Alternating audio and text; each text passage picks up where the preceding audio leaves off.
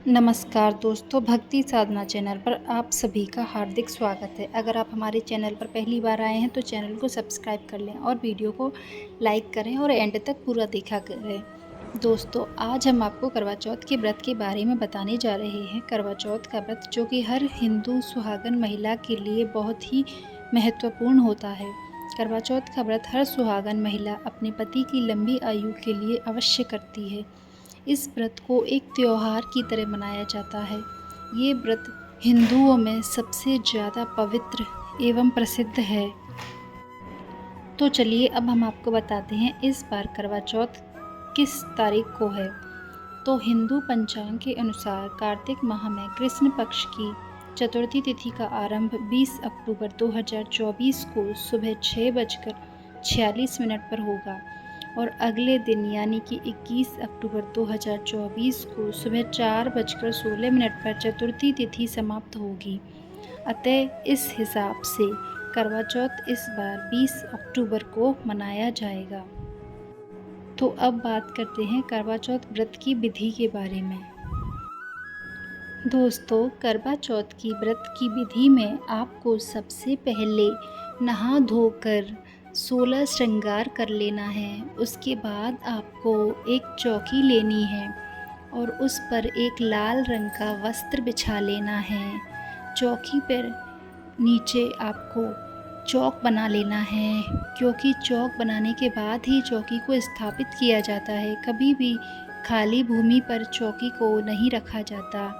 उसके बाद आप थोड़े से गेहूँ लेकर उस चौकी पर रख दें और सामने करवा चौथ की तस्वीर या कैलेंडर लगा लें। उसके बाद आप 16 श्रृंगार, चुनरी और जो भी सामान आपने अपने हिसाब से जहाँ जिस एरिया में पूजा जाता है उसे लें और बैठ जाएं। उसके बाद कहानी सुनें जो इस प्रकार है। आइए हम आपको करवा चौथ की कथा सुनाते हैं। बहुत समय पहले की बात है। एक साहूकार के 7 पुत्र थे और एक पुत्री थी।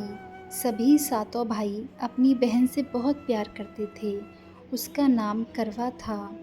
वह खाना भी पहले उसे खिलाते थे, बाद में स्वयं खाते थे। एक बार उनकी बहन ससुराल से मायके आई हुई थी। शाम को जब भाई अपना व्यापार व्यवसाय बंद कर घर आए तो उन्होंने देखा उनकी बहन बहुत व्याकुल थी। सभी भाई खाना खाने बैठे और अपनी बहन से भी खाने का आग्रह करने लगे, लेकिन बहन ने बताया कि आज उसका करवा चौथ का निर्जल व्रत है। वह खाना सिर्फ चंद्रमा को देखकर और उसे अर्घ देकर ही खा सकती है, क्योंकि चंद्रमा अभी तक निकला नहीं है। इसलिए वह भूख प्यास से व्याकुल हो उठी। सबसे छोटे भाई को अपनी बहन की हालत देखी नहीं जा रही थी। वह दूर पीपल के पेड़ पर एक दीपक जलाकर चलनी की ओर में रख देता है। दूर से देखने पर वह ऐसा लग रहा था जैसे चांद उदित हो रहा हो। इसके बाद भाई अपनी बहन को बताता है कि चांद निकल आया है, तुम उसे अर्घ देने के बाद भोजन कर सकती हो। बहन खुशी के मारे सीढ़ियों पर चढ़कर चांद को देखती है और उसे अर्घ देकर खाना खाने बैठ जाती है। वह पहला टुकड़ा मुंह में डालती है तो उसे छींक आ जाती है। दूसरा टुकड़ा डालती है तो उसमें बाल निकल आता है। जैसे ही वह तीसरा टुकड़ा मुंह में डालने की कोशिश करती है, इतने में उसके पति की मृत्यु का समाचार उसे मिलता है, जिसे सुनकर वो बौखला जाती है। तभी उसकी भाभी उसे सच्चाई से अवगत कराती है और उससे बताती है कि उसके साथ ऐसा क्यों हुआ है।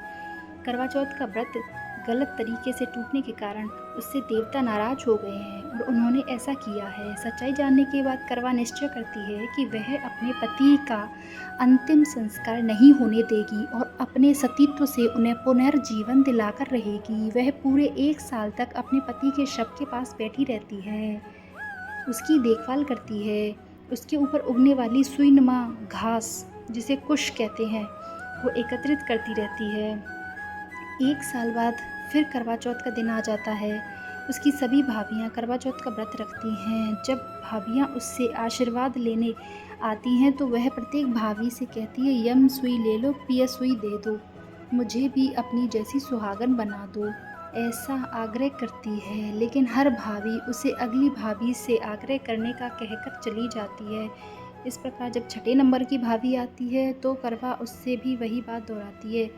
वह भाभी उसे बताती है कि चूँकि सबसे छोटे भाई की वजह से उसका व्रत टूटा था, अतः उसकी पत्नी में ही शक्ति है कि वह तुम्हारे पति को दोबारा जीवित कर सकती है।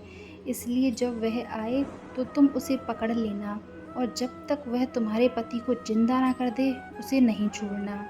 ऐसा कहकर वह चली जाती है। सबसे अंत में छोटी भाभी आती है। करवा उससे भी सुहागिन बनने का आग्रह करती है, लेकिन वह टालम-टोली करने लगती है। इसे देख करवा उन्हें ज़ोर से पकड़ लेती है और अपने सुहाग को जिंदा करने के लिए कहती है। भाभी उससे छुड़ाने के लिए उसे नोचती है, खसोटती है, लेकिन करवा नहीं छोड़ती। अंत में उसकी तपस्या को देख भाभी पसीज जाती है और अपनी छोटी उँगली को चीरकर उसमें से अमृत उसके पति के मुख में डाल देती है। करवा का पति तुरंत श्री गणेश कहता हुआ उठ बैठता है। इस प्रकार प्रभु कृपा से उसकी छोटी भाभी के माध्यम से करवा को उसका सुहाग वापस मिल जाता है। हे श्री गणेश माँ गौरी, जिस प्रकार करवा को चीर सुहाग का वरदान आपसे मिला है, वैसा ही सब सुहागिनों को मिले। जय माता करवा की।